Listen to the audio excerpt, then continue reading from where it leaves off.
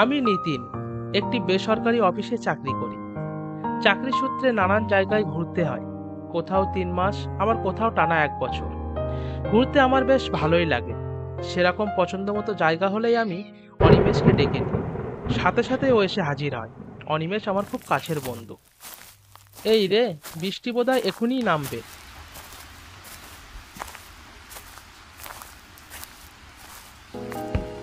জায়গাটা খুব পছন্দ হয়েছে আমার, তাতে আবার বর্ষার সময়। অনিমেষও বেশ পছন্দ হবে, কেননা ওর ভুতুড়ে পরিবেশ খুবই পছন্দ। রাত অনেক হয়েছে। এইসব ভাবতে ভাবতে কখন যে ঘুমিয়ে গেছি তা খেয়াল করতে পারিনি।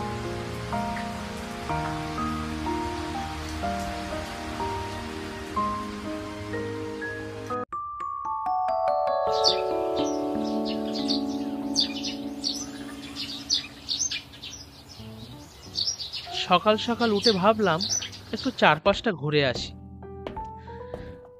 রাতে বৃষ্টি থামার পর পরিবেশটা বেশ থমথমে হয়ে আছে। বেশ কিছুদিন হলো কাজের চাপে আর কোথাও বার হতে পারিনি। জায়গাটা পাথরে আর বেশ উঁচুতে। জিপে আসবার সময় দেখেছিলাম জায়গাটা জঙ্গলে ভরা আর বেশ উঁচু নিচু।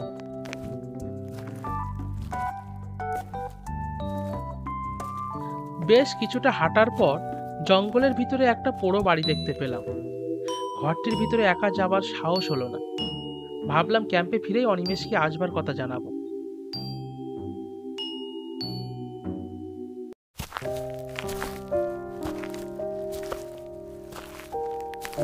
ফিরে এসে দেখলাম সবাই রান্না করায় ব্যস্ত।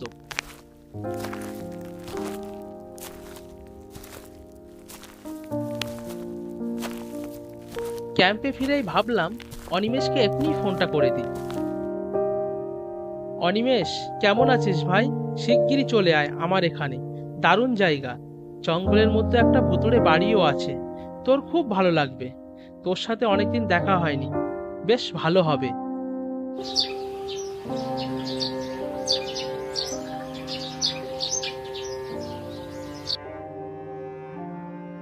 দুপুরের খাওয়া দাওয়া সেরে ক্যাম্পের সামনে সবাই বসে আছি। ফোন পাওয়ার সাথে সাথে অনিমেষ সেই লাল ঝোলাটা কাঁধে ঝুলিয়ে চলে এসছে। কি রে ভাই, ভালো আছিস? জায়গাটা তো সত্যিই সুন্দর। লাল ঝোলাটা নিয়েই এলি? চল ঘরে।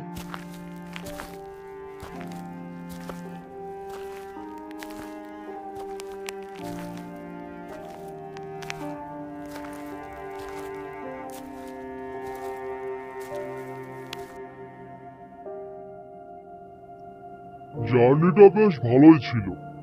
দুপাশে টাটকা জঙ্গল দেখতে দেখতে চোখ দুটো অনেকদিন পর বেশ শান্তি পেল। ফোন দিয়ে তুই বেশ ভালোই করলি।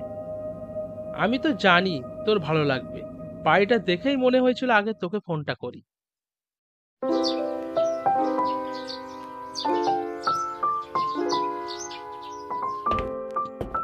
চল তাহলে আজই বাড়িটা দেখে আসি। আজ রাতের খাবারটা একটু সকাল করে খাবেন, মনে হয় বৃষ্টি নামবে। ভালোই হলো পঞ্চানন, তাই দিও। নিতিন, আজ রাতটা তো বেশ জমবে, তাতে আবার বৃষ্টি হবে। এক নতুন অ্যাডভেঞ্চার। সন্ধ্যাবেলা দুজনে বসে গল্প করতে করতে চা খাচ্ছি। যা মেঘ করেছে, মনে হয় বৃষ্টি এখনই নামবে। বাইরে রান্না বান্নার কাজে তাড়াহুড়ো চলছে।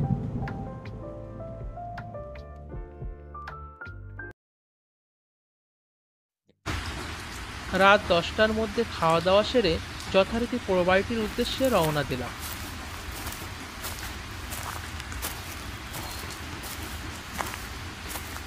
বৃষ্টির মধ্যে ছাতা মাথায় টর্চ হাতে দুই বন্ধু হাঁটতে লাগলাম।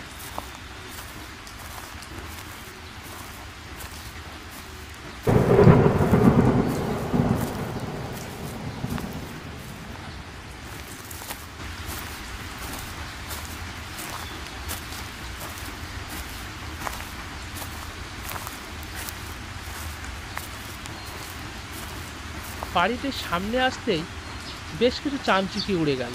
তাতে দুজনে একটু ভয়ই পেলাম। বাপরে, কি এগুলো? নিতিন, শিগগিরই ভিতরে আয়।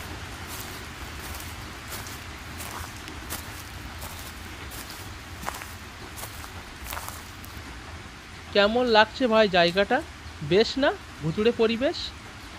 তুই ঠিক বলেছিস নিতিন, এ বাড়িতে ভূত আছে, কাছে আসতেই টের পেয়েছি। তুই পাগল আছিস অনিমেষ।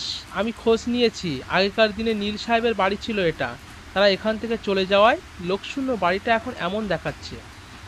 তুই যাই বলিস ভাই, আজ রাতটা আমি এখানে থাকতে চাই। তুই থাকবি আমার সাথে? তুই খেপেছিস নাকি? শেষকালে ভূত টুত ধরবার তাল করছিস? ধরে রাখবি কোথায়? তোর ওই রংজ্বালা লাল ঝোলাটাই? তোর ধরতে পারবো কি জানি না, তবে কাছাকাছি পৌঁছাতে পারবো আশা করি।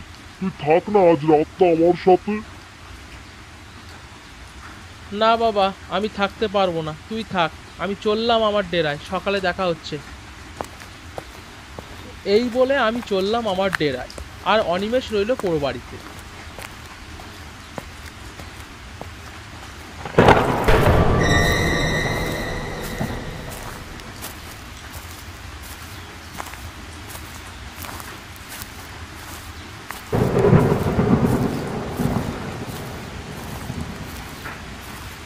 মনটা কেমন খারাপ লাগছে। অনিমেষকে ওখানে একা রেখে এলাম। অচেনা জায়গা, ওকে একা ছাড়াটা আমার উচিত হলো না মনে হয়। ইদানিং ও একটু ভূত টুত নিয়ে বেশি মাথা ঘামাচ্ছে। এই যুগের ছেলে হয়ে এরকম একটা অন্ধবিশ্বাসের অধিকারী হলো, ভাবতেই অবাক লাগে। এই ভাবতে ভাবতে আমি আমার ডেরায় ফিরে এলাম।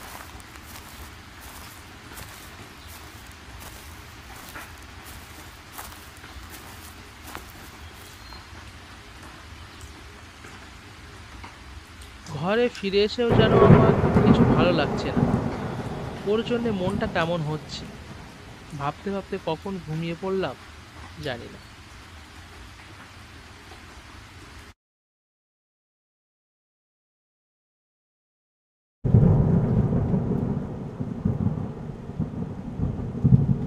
হঠাৎ আমার ঘুমটা ভেঙে গেল। ঘড়িতে তখন রাত 3টে বাজে। ঘুমাতে আর ভালো লাগছে না। যাই, পোড়ো বাড়িতে অনিমেষ একা কি করছে দেখে আসি। মনটা দোটানা হচ্ছে।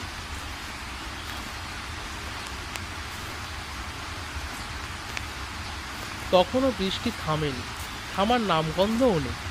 মুষলধারে বৃষ্টি হয়েই যাচ্ছে। কি আর করব, ছাতা মাথায় টর্চটা নিয়ে বেরিয়ে পড়লাম পোড়ো বাড়ির দিকে।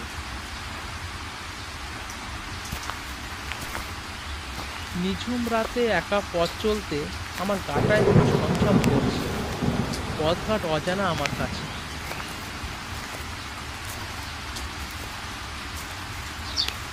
পোড়ো বাড়ির কাছে আসতেই সেই চামচিকিগুলো আবার যেন ঝটপটিয়ে মাথার উপর দিয়ে উড়ে গেল।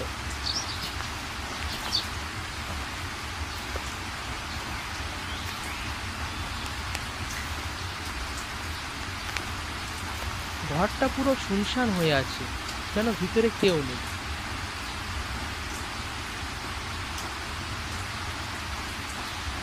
অনিমেষ, এই অনিমেষ, কোথায় তুই ভাই?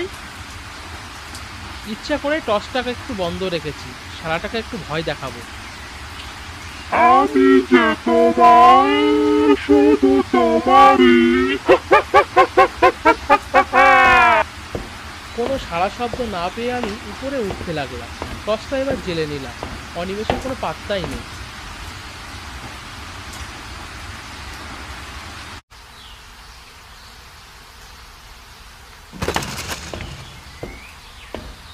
পাশের ঘরে কিসের যেন একটা আওয়াজ হলো।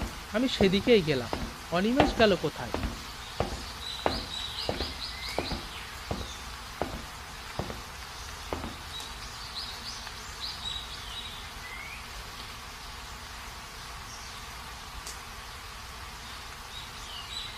কেউ কোথাও নেই। তাহলে আওয়াজটা কিসের? অনিমেষ কি আমাকে ভয় দেখাচ্ছে? আবার অনিমেষকে ডাক দিলাম। অনিমেষ, এই অনিমেষ।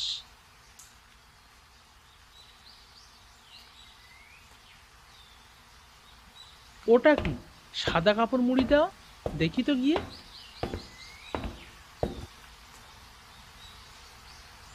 অনিমেষ, এই অনিমেষ, কি রে, ঘুমুলি নাকি? কোনো সাড়া শব্দ নেই। আচ্ছা, এই ব্যাপার তাহলে।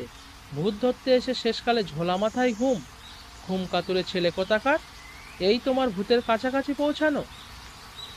নিজেই মনে মনে বলছি, একে কি আর একটু ভয় দেখাবো? এ কি অনিমেষ, এই অবস্থা তোর কে করলো ভাই?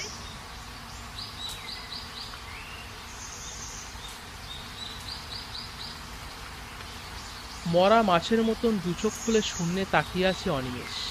সারা শরীর রক্তে ভেজা, দেখে কোনো মানুষের কাজ বলে মনে হলো না। ঠান্ডা পাথরের মতো গা, ভয়ে আমার সমস্ত শরীর থরথর করে কাঁপতে লাগলো। অনিমেষ তার কথা রেখেছে, সত্যিই ভূতের কাছাকাছি, খুব কাছাকাছি। এতক্ষণে পৌঁছে গেছে সে নিশ্চয়।